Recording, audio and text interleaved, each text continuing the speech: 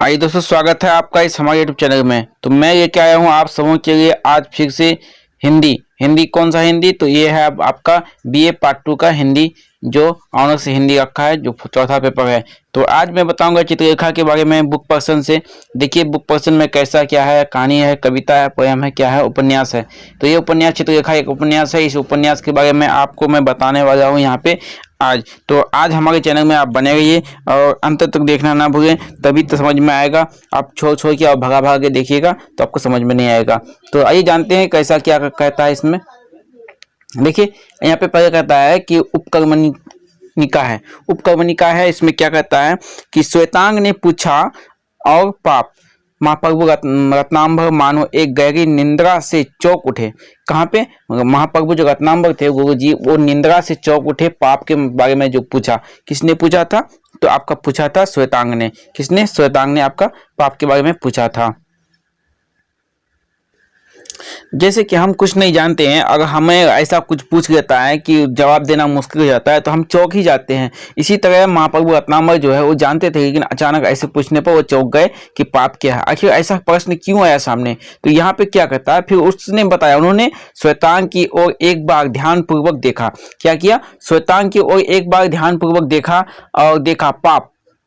देख के क्या होता? पाप। बड़ा कठिन प्रश्न है। क्या है? बड़ा कठिन प्रश्न है, पर साथ ही बड़ा स्वाभाविक। क्या है? पर साथ ही बड़ा स्वाभाविक। तुम पूछते हो पाप क्या है, तुम पूछते हो कि पाप क्या है। इसके बाद रत्नांबर ने कुछ देर तक कोलाहल से भरे पाटलिपुत्र की ओर, मतलब कोलाहल मतलब झगड़ा होता है और कोलाहल से मतलब गुस्सा भी होता है। तो यहाँ पे क्या है कि गुस्सा से भरे पाटलिपुत्र की ओर, जिसके गगन चुंबकन करने का दम भरने वाला ऊंचे ऊंचे प्रासाद अरुणिमा के धुंधले प्रकाश में अब भी दिखलाई दे रहे थे। गगनचुंबी कहाँ देख रहे थे? आसमान को गगनचुंबी कहते हैं। और उसके बाद देखिए कहाँ देख रहे थे? पाटलिपुत्र की ओर देख रहे थे। इस तो कौन? रत्नांबर महाप्रभु। उसके बाद देखिए आगे क्या कहता है कि आगे देखिए यहाँ पे कि भरने वाले ऊंचे ऊंचे प्रसाद अरुणिमा के धुंधले प्रकाश में अब भी दिखलाई दे रहे थे। देखा, हाँ, पाप की परिभाषा करने की मैंने भी कई बार चेष्टा की। क्या किया? ये मैंने भी कई बार चेष्टा किया पाप की परिभाषा जानने के लिए, लेकिन क्या किया? जान पाया या नहीं? तो आगे आइए आगे देखते हैं। करने की मैंने भी कई बार चेष्टा की है, पर सदा असफल रहा हूँ। क्या हुआ? सदा असफल रहा। क्या रहा? असफल मतलब वो नहीं समझ पाया आखिर पाप क्या है, पुण्य क्या है। तो यहाँ पे देखिए क्या पाप क्या है, एक प्रश्न आ गया यहाँ पे कि पाप क्या है। ये आपका प्रश्न बन जाता है। क्या बन जाता है? प्रश्न आपका बन जाता है कि पाप क्या है। यहाँ पे पाप क्या है, यही प्रश्न लेके चित्ररेखा बार बार घूमती है। महाप्रभु क्या कहता है, श्वेतांग, रत्नांबर, या और भी कई सारी है यहाँ पे। आइए मैं आपको आगे बताऊंगा, यहाँ पे बताने वाले पर आप समझ नहीं पाएंगे। तो क्या कहता है पाप क्या है, पर उसका निवास कहाँ है। अब देखिए उसका निवास मतलब घर कहाँ है। पाप का घर कहाँ है, पुण्य का घर कहाँ है, ये घर खोज रहा है। कौन? ये महाप्रभु रत्नांबर जो है, इस श्वेतांग ने जो पूछा पाप क्या है, तो उसका घर खोज रहा है। ठीक, तो यहाँ पे क्या कहता है, एक बार बड़ी कठिन समस्या है। एक बार बड़ी कठिन समस्या है जिसको आज तक नहीं सुलझा सका हूँ। एक बार मतलब यह जो है एक ही बार, यह एक बार जो ऐसा ये है क्वेश्चन है कि इसको अभी तक नहीं सुलझा पाया हूँ। तो ये कौन कहता है? श्वेतांबर, महाप्रभु रत्नांबर कहता है। उसके बाद देखिए आगे क्या कहता है कि यहाँ पे अविकल परिश्रम करने के बाद, अनुभव के सागर में उतरने के बाद जिस समस्या को नहीं हल कर सका हूँ, उसे किस प्रकार तुमको समझा दूं। देखिए अब मैं इस बात को नहीं जानता हूं कि पाप क्या है, पुण्य क्या है। तो जब तक मैं नहीं जानूंगा तब तक आपको हम कैसे बताएंगे। बंदर क्या जाने नारियल का स्वाद। बंदर जब तक नारियल नहीं खाएगा तब तक दूसरे को तो बता नहीं सकता है। इसलिए यहाँ पे कहता है कि गुरु रत्नांबर जो कहता है कि मैं इसे नहीं समझ पाया हूँ, इसलिए आपको समझा नहीं सकता, या समझा नहीं पाऊंगा, या नहीं समझा सकता हूँ। तो आगे कहता है कि रत्नांबर से रुककर फिर कहा, रत्नांबर ने रुककर फिर कहा, क्या कहा?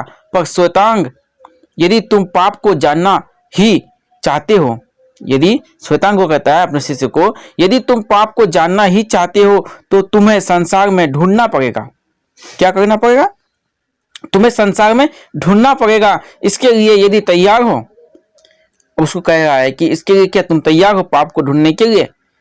यहाँ पे क्या कर रहा है, इसके लिए तैयार हो। तो आगे क्या रहता है देखिए, हो संभव है पाप का पता लग सकेगा, कुछ किए बिना जय जयकार नहीं होता, कुछ करने वालों की हार नहीं होता। इसी तरह यहाँ पे पाप जब तक नहीं आप ढूंढिएगा तब तक पाप का पता नहीं चलता है कि पाप कहाँ है, कैसे होता है। तो पाप के भी 6 परिभाषा होते हैं, जैसे क्या है कि किया पाप, कराया पाप, देखा पाप, दिखाया पाप, सुना पाप, सुनाया पाप। पाप के कितने प्रकार हैं? 6 प्रकार हैं। ये रामायण भगवत पुराण में भी कहता है। इसलिए न पाप देखना है, न पाप करना है, न पाप को करने देना है, न पाप को किसी के सहारे करना है, करवाना है, न पाप को देखना है, न किसी को दिखाना है। ये हुआ रामायण की बात। आइए फिर यहाँ आते हैं किताबी में क्या कहता है कि श्वेतांग ने रत्नांबर के सामने पाप का पता लगा सके। श्वेतांग ने रत्नांबर के सामने मस्तक नमाकर कहा, श्वेतांग ने रत्नांबर के सामने मस्तक नमाकर कहा, मैं प्रस्तुत हूँ, मैं मतलब तैयार हूँ। क्या हूँ? मैं तैयार हूँ। श्वेतांग ने रत्नांबर से कहा, अपना मतलब सिर झुका के वो कहा कि हाँ मैं तैयार हूँ। और कदाचित तुम भी पाप को ढूंढना चाहोगे। रत्नांबर ने विशाखदेव की ओर देखा। यहाँ पे क्या हुआ, अब यहाँ पे आया 2 शिष्य, कौन? विशाखदेव और श्वेतांग। विशाखदेव और श्वेतांग 2 शिष्य हो गया। अब दोनों एक दूसरे को कहता है क्या तुम भी पाप को ढूंढना चाहोगे। ये कौन कहता है? ये श्वेतांग कहता है। किसको? विशाखदेव को कहता है। विशाखदेव ने भी रत्नांबर के सामने मस्तक नमाते हुए कहा, महाप्रभु का अनुमान उचित है। क्या है? महाप्रभु का अनुमान उचित है। रत्नांबर का मुख प्रसन्नता से चमक उठा। अब यहाँ पे खुशी हो गया नहीं, अब मेरा 2 शिष्य हो गया, एक हम 3 हो गए, इसलिए वो खुश होके उठा। यहाँ पे उसका चेहरा खिलखिला उठा, मुस्कुरा उठा। जैसे हम लोग स्माइल करते हैं ना किसी को देख के, या कोई हमें स्माइल बात से हमें स्माइल कर देते हैं, तो उसी तरह स्माइल यहाँ पे कर दिया। तो आगे देखते हैं क्या कहता है कि रत्नांबर का मुख प्रसन्न से चमक उठा। इसके पहले भी मैं तुम लोगों को संसार में भटकता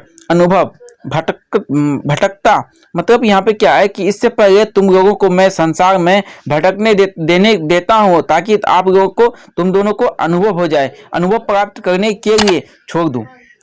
इसी बात को लेके यहाँ पे क्या किया, दोनों शिष्य को बोल रहा है, हमें बता रहा है कि तुम दोनों को पाप और पुण्य का पता लगाने के लिए मैं संसार में छोड़ दूं, तो तुम लोग पाप और पुण्य का पता लगा सकते हो। उसके बाद देखिए आगे क्या कहता है, तुम्हें परिस्थितियों से भिज्ञ करा देना आवश्यक होगा। तुम्हें परिस्थिति से भिज्ञ करा देना आवश्यक होगा। इस नगर के 2 महाप्रभुओं से मैं यथेष्ट परिचित हूँ और इस कार्य को पूरा करने के लिए तुम लोगों को इन दोनों की सहायता की आवश्यक होगी। एक योगी है और दूसरा भोगी है। अब यहाँ पे आता है योगी और भोगी का चर्चा। यहाँ से स्टार्ट होता है योगी और भोगी। अब जानते हैं योगी कौन है, भोगी कौन है। तो यहाँ पे देखिए कि योगी का नाम है कुमारगिरी। एक योगी है और दूसरा भोगी। योगी का नाम है कुमारगिरी। क्या नाम है? योगी का नाम है कुमारगिरी, आप इसको याद रखिएगा। और भोगी का नाम है बीजगुप्त। योगी का नाम है कुमारगिरी, भोगी का नाम है बीजगुप्त। कभी कभी हम लोग दोनों में क्या कि इसी में अटक जाते हैं कि आपको भी पता नहीं चलेगा कि कौन भोगी है कौन योगी है। तो यहाँ पे याद रखिएगा कौन योगी है कौन भोगी है। ठीक, कुमारगिरी एक योगी है और भोगी में कौन है? बीजगुप्त। तो यहाँ पे देखिए आगे क्या कहता है, तुम दोनों के बीच की जीवन को इनके जीवन स्रोत के साथ साथ ही बहना पड़ेगा। अब देखिए ये कौन किसके जीवन के साथ?